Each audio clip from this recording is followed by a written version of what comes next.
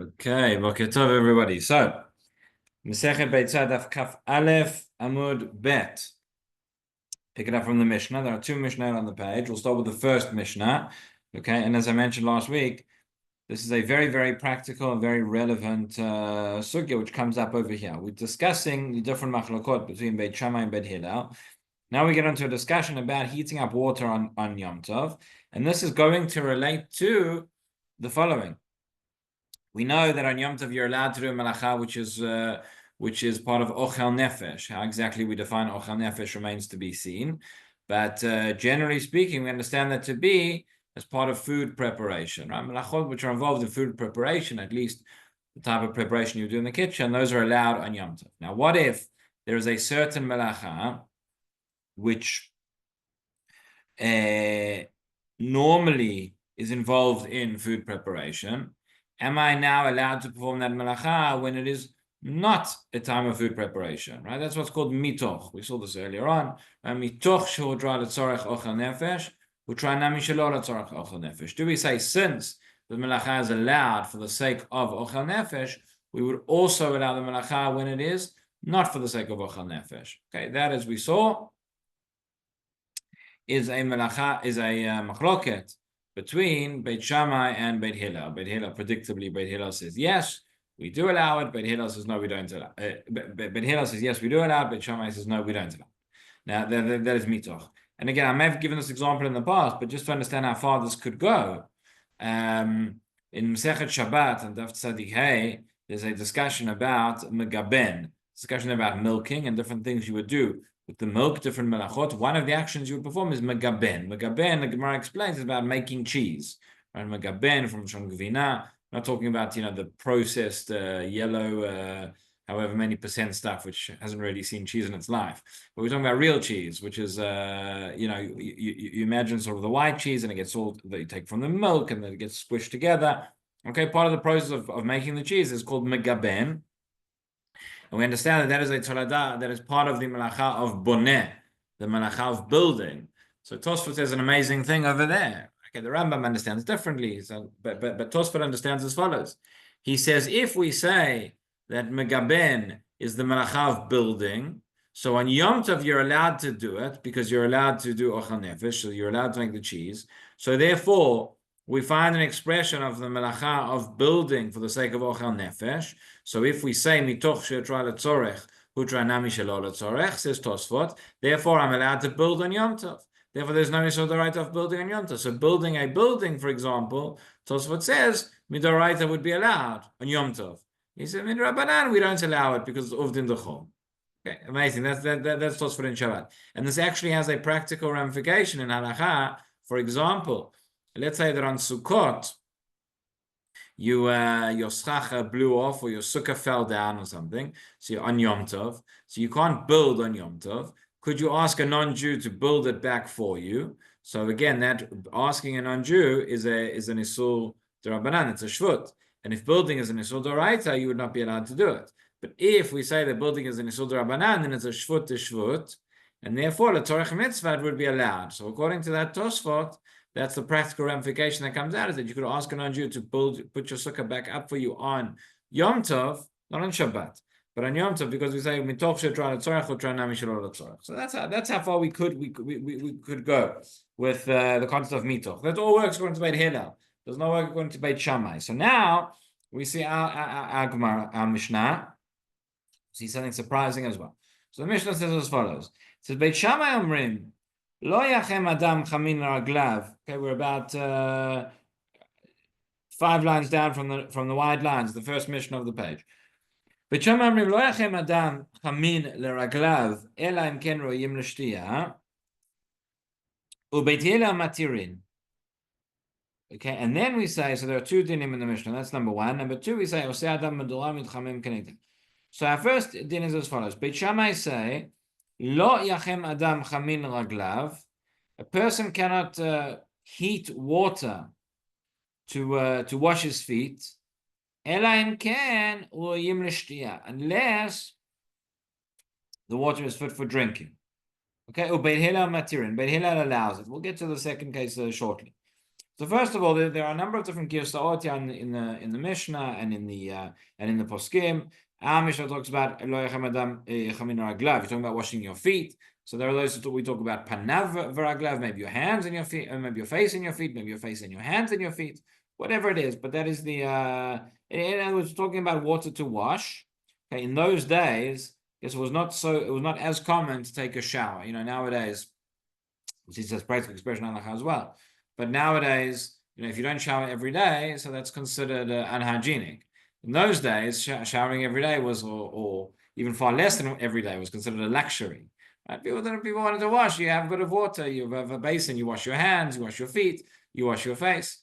Okay, that's what they did. If you consider that people were walking barefoot a lot of the time, so we understand why you need to wash your feet, particularly. And if you also consider that they didn't have nice tiled floors and all sorts of things like we did back in those days, the floor of the house was the floor, was the ground, there was dirt, etc. So these things got much more dirty. But in any event, so here's the discussion, right? Heating up water would be a melacha. Heating up water on Shabbat or on Yom Tov would be the melacha of mevashel, right? You're cooking the water to heat it up. So we know that mevashel is allowed for the sake of eating, right? But what about for the sake of washing? So Beit Shammai says no. It says only if you can drink the water are you allowed to heat it up to wash your feet.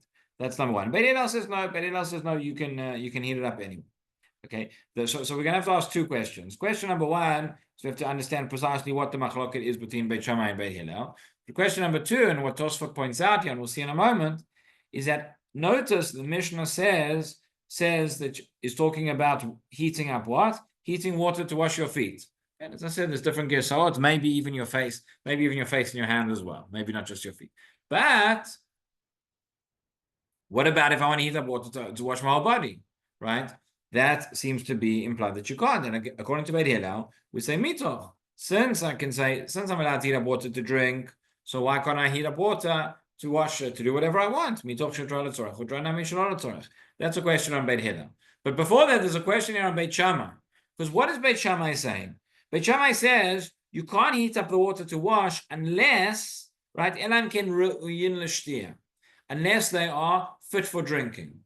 Okay. What does it help me? I'll ask you a question. I'll open up to the floor. Why, according to Beit Shammai, is this allowed? What does it help me that the water is ru'in l'shtia? Then you have ochel nefesh, which is no problem. You have ochel nefesh, which is no problem. But you're not heating up the water to eat it, to drink it. You're heating up the water to what? But it's ru'ui. Maybe I heat up the water and my guest is going to say, oh, you've heated up the water. I'd love a glass of tea. Who knows? Maybe according to Beit Shammai, you have to drink it. You wash your feet and use the rest of the water to drink. You actually have to do it. You can't just think about it. Doesn't really say it, though. It just says ru'ui. Yeah, you could drink it. You don't have to drink it. If you want to drink it, you can drink it. But it has to be, as Paul said, ra'ui, l'shtia. It has to be so that you can drink it if you wanted to. It doesn't make a difference what you do with it. Okay, so Paul said something else. It's not so clear. It's not so clear that it's so simple. Let's have a look at Tosfot. Tosfot here at the bottom of the page. He says, "Lo yachem adam chamin elan ken ruyin l'shtia." Says, "Ve'im tomar me'ezotam shalu Beit Shammai." Says Tosfot, you're going to ask, why did Beit Shammai allow this? Ve'afilu ruyin l'shtia haleit lo mitoch. Even if it's ru'ui l'shtia, Beit Shammai don't have a mitoch. Again, what does mitoch say? Mitoch says mitoch letzorech utar nami shelo letzorech. Meaning, since you're allowed to heat up the water to eat it, to drink it, you're allowed to heat it up for other purposes as well. That's Beit Hillel shita, not Beit Shammai shita. Beit Shammai doesn't hold by that, so therefore he says, "Yesh lomar damayri kagon sheshoteh umalbeh lilchotz raglav v'achit abedi berushalmi." Okay, the Beit Shammai tzarich lishtot mehen. So says Tosfot, no, he says according to Beit Shammai, it's not just we're using a borrowed term here. We say ru'uyin, but it means you're actually drinking from it. Because if you're not actually drinking from it, then you're not doing it for the sake according to Beit Shammai, you have to be doing the malacha for the sake of ochel nefesh. If you're not doing it for the sake of ochel nefesh, it's not allowed. And therefore, it's a little bit like what we saw earlier in an earlier Mishnah, where if I fill up a huge pot of water, right, even though I only need to drink one, even though I only need 1 cup, so that's allowed. So again, so long as I do it in one action, that's mabeh b'shiurim. So Beit Shammai, essentially what Beit Shammai is saying, you're allowed to be mabeh b'shiurim. Beit Shammai is saying if you're heating up the water to eat, so you're allowed to heat up enough that you can also use it to wash. Okay, and that's in the Yerushalmi. Now, according to Beit Hillel, I don't actually need to drink from it. I'm allowed to just wash to wash. But our question is, if that's the case, why can't you heat up enough? Why can't you heat up to wash your entire body? Why just your feet? So continues Tosfot, he says, Beit Hillel matirin v'dafka leraglav, aval kol gufo moded asur. Okay, Beit Hillel says you can heat it up for your feet just to wash. You don't have to drink it. But for your entire body, Beit Hillel agrees that is asur. Why? The davar shaveh lekol nefesh ba'inan. Okay, now we have a new concept. When we say that I'm allowed to perform melacha which is ochel nefesh, it's not just that's one condition. Okay, and again, whether it's tzorech ochel nefesh or mitoch, whatever. But it says Tosfot, it has to be also davar shaveh lekol nefesh. You get this from the Gemara Ketubot. That what does shaveh lekol nefesh mean? It means that it's something which is a normative need of different people. The Gemara in Ksubas and I think in Megillah as well discusses, but it talks about mugmar. There was a certain type of, they would have this incense which they would burn on Yom, not just on Yom Tov, all the time, and they would sort of use it for smelling and different things. And the Gemara says, are you allowed to burn it on Yom Tov? It says no, because it's not a davar sheshaveh lekol nefesh. It's only something that pampered people do. It's a luxury, right? So washing your feet, that everybody does. Washing your entire body, that's al takzim. That's something which is not shaveh lekol nefesh, and therefore that is not allowed. That's something which is a luxury. It's not a normative daily need, right? This is what people that are a bit spoiled do. Okay, so first of all, there you see yadav raglav. Does that mean to also a different gears of the Mishnah? He just understands that raglav means yadav and raglav, either way. But it says that is shaveh lekol nefesh. Okay, so very interesting. But aren't we all considered incidences today? What? Aren't we all considered, incidences were very particular and fussy, so then we could wash our whole body?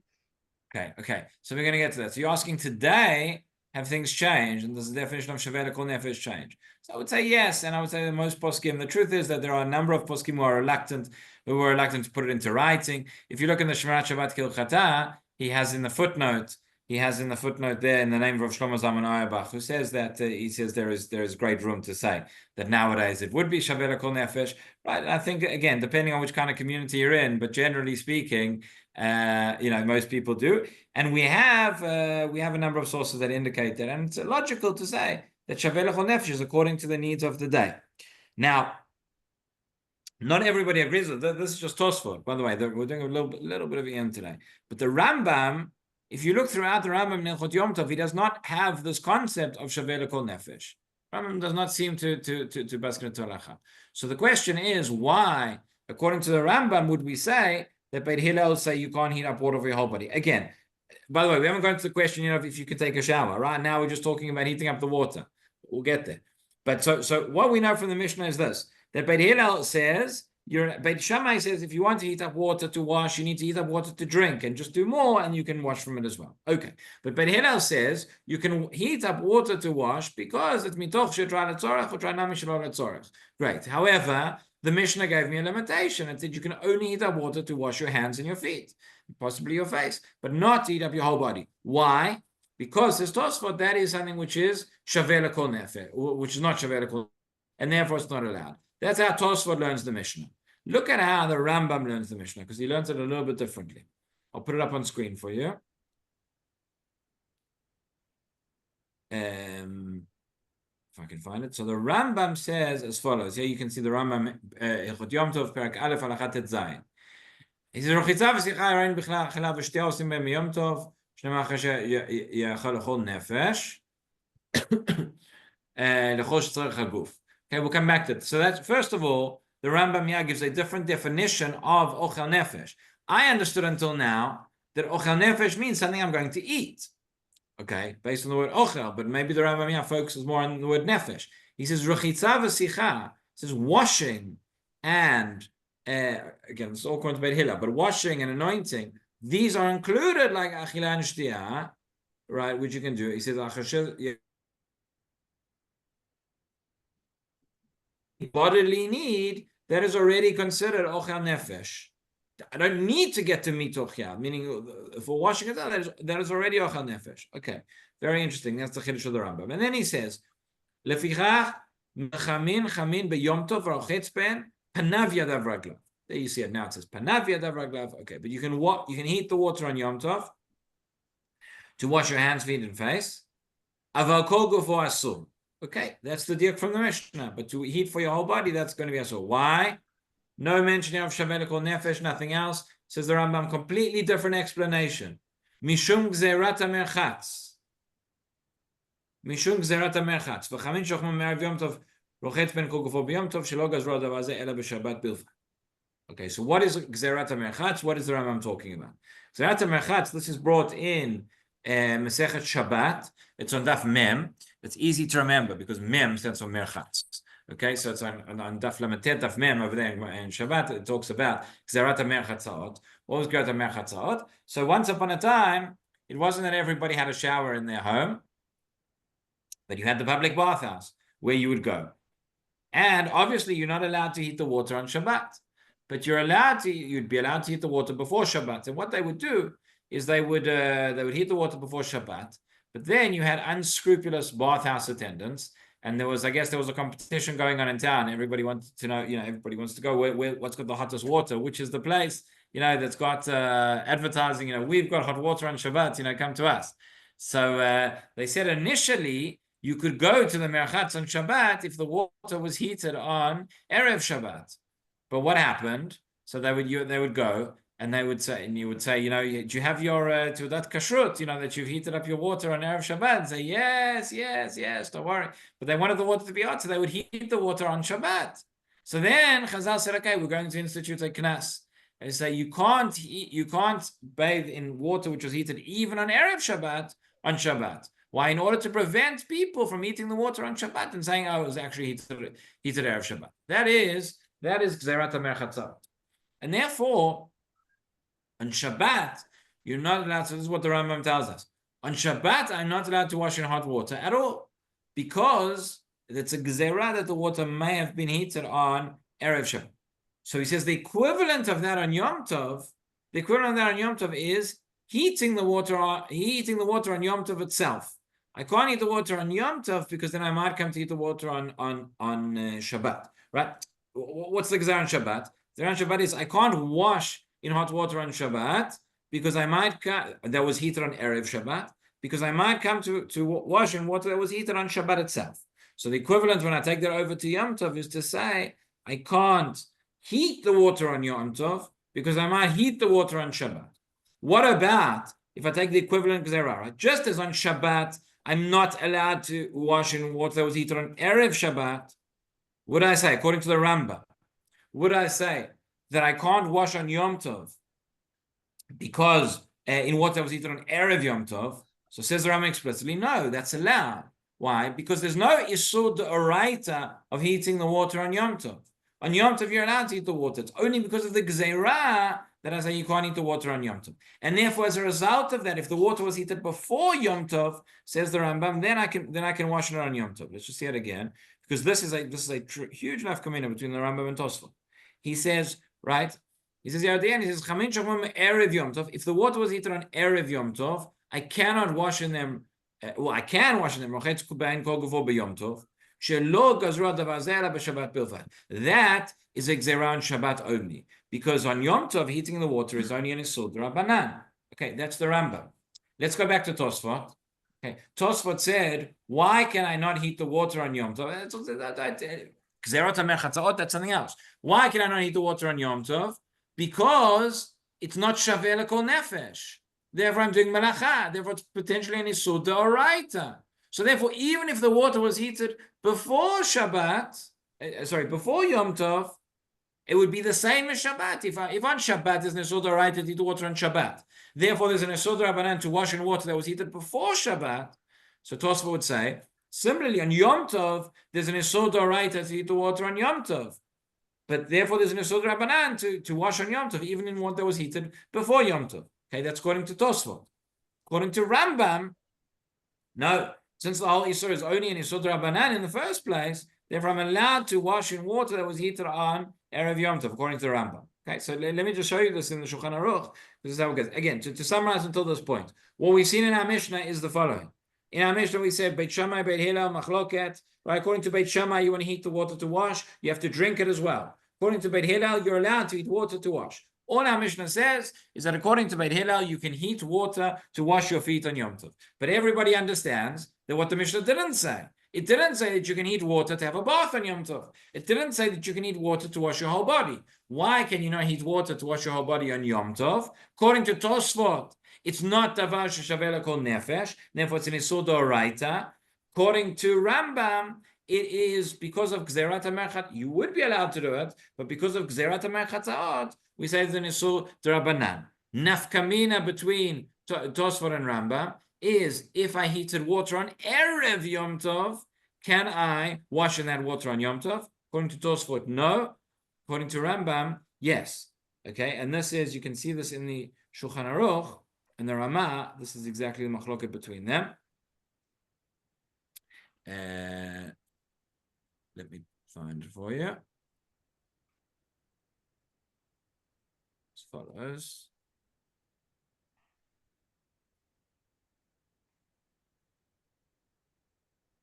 Okay.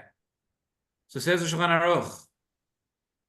מותר לכם ביום טוב מים לנחות ידיו, אבל לא כל גופו, אפילו אין לחצוב בבת אחת. Right? You can, says the Shulchan Aruch, you can heat water on Yom Tov to wash your hands. Okay, Be'er Halacha points out over here, there's different gifts, hands, feet, face, etc. But you can heat up. אבל כל גופו, אפילו אין לחצוב בבת אחת. That would be asur, right? For the entire body, you're not allowed to. Aval lo kol gufo. You cannot heat up water for your entire body. Now, skip the Rama. Continues the Shulchan Aruch. Aval mayim shochmu me'erev Yom Tov. If the water was heated up before Yom Tov, mutar lechotz kol gufo afilo kechad. That's no problem. Okay. All of that is outside the merchat. That's we're talking about in your home, etc. And says the Ramah, says the Ramah, no, there are those who still forbid this, and that is our practice, right? As usual, the Ashkenazim here are a little bit more machmir. But why are they more machmir? Because of what Tosfot said, because not shaveh lekol nefesh. Now here's the question. Okay, nowadays, when we say, hang on, washing every day is shaveh lekol nefesh. So that the objection of Tosfot would fall away, and the prohibition of the Ramah would seemingly fall away. Right now, if we define washing your entire body as shaveh lekol nefesh, which most poskim do, then there would not be enough kamina between Ashkenazim and Sfardim in terms of washing in water that was heated on Erev Yom Tov. Okay, I just want to say, although we've been discussing the sugya in practical terms, in terms of whether you're allowed to shower or not, nowadays it's a little bit more complicated than this, because all that we're discussing over here is essentially, imagine you have a big pot of water, right, which you've heated up, and you're going to use this water to wash.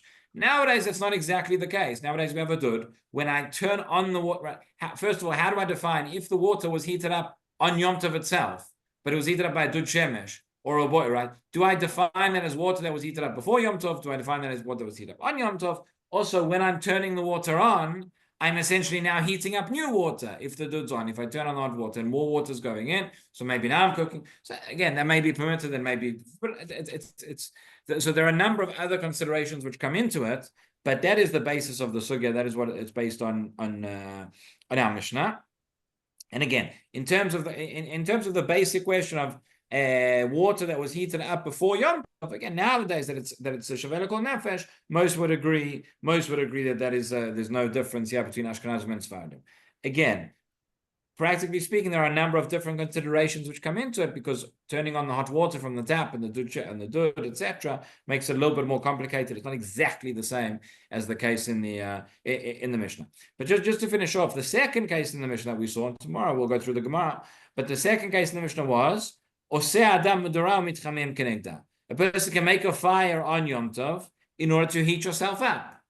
Okay, so again, according to the way the Rambam explained, any bodily need, right, is considered ochel nefesh. So this, it's in and of itself, may be ochel nefesh in order to warm oneself up. Alternatively, we're saying no, it's mitoch. You're allowed to make a fire on Yom Tov. Again, midrabanan, we don't say you start a fire from scratch. We light from an existing flame. But you're allowed to do that for the sake of cooking. Therefore, you're allowed to do it also not for the sake of cooking. Okay, the Gemara is going to discuss this second case of the Mishnah, where it says Oseh Adam Medorah Mitchamim Kenegda. Is that according to only Beit Hillel, or is that also according to Beit Shammai as well? Right? What would be the difference between that and the first case? Right, Medorah. Rashi says here. Let's just see Rashi on the Mishnah. He says, "Of Mishnah Lo Yachem Adam Chamin." That's the case we've been discussing until now. He says, "Lirchotz raglav ochel nefesh etira katuv v'lo lahavir or b'shvil l'chitza." That's Rashi there explaining Beit Shammai, essentially, where we said you can't heat up stam unless you're going to drink it. He says, "Lirchotz raglav," you're heating up water to wash your feet. Ochel nefesh etira katuv. The pasuk allowed us ochel nefesh. Again, this is not the Rambam's definition of ochel nefesh, but this is the other Rishonim, Rashi and others, that ochel nefesh is eating. V'lo laviru b'shvil l'chitza. It didn't say you can. Interesting that Rashi focuses here on lahavir as opposed to heating up the water. But in any event, but you can't do it for the sake of washing. That's according to Beit Shammai and according to Beit Hillel, as we've seen. Medorah sekadol. Yeah, we're talking about a large fire. Okay. Adkan, that's it. We'll stop there for This today. apply also to Yom Tov Sheni.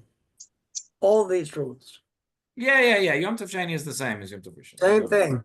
Now, when people went up to the Beit HaMikdash, they did have to wash their feet, right? Before they really moved along. When places up in the Beit HaMikdash, the men came up there, they washed their feet. The Kohanim, They went to the mikveh. Yeah, they went to the mikveh before. Yeah. But then afterward, they walked up the steps. They didn't have shoes, many of them. So they went and washed their feet. Yeah. Okay. Have a good day, everybody. Shkoyach, Rav. Thank you. Thank you. Thank you very much. Thank you, Rabbi.